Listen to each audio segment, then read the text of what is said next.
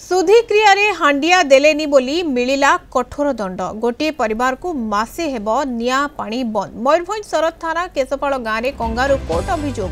गाँवर राम सोरेनकर गत मार्च 17 तारिख में मृत्यु होता। तेज बापांकर सुधिक्रिया समय हांडिया व्यवहार करने को नाराज होते पुओ संग्राम, जो ग्रामवासी सुधिक्रिया रे सहयोग करनथिले। किछि दिन पर बैठक बसाई उक्त परिवार को गाँव में निया पानी बासंद करथिले।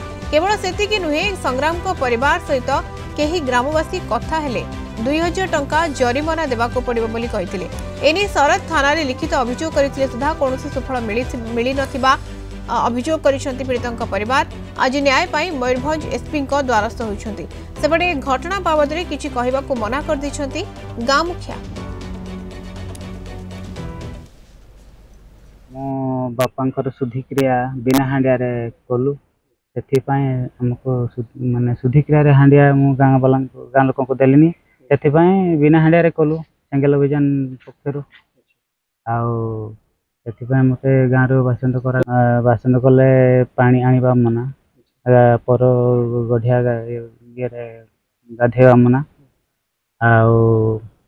दुकान जीवा मना। हाँ, तापर लोक सहित कथबार्ता मना। पानी आनिबा पाई गाधेवा पाई तापर दुकान पकान जीवा जीवा आसवा भी बहुत मन करते जीवा आसवा जीवा आसवा कथबार्ता पूरा केते दिन है से जो हमर सुधा 27 तारिख है।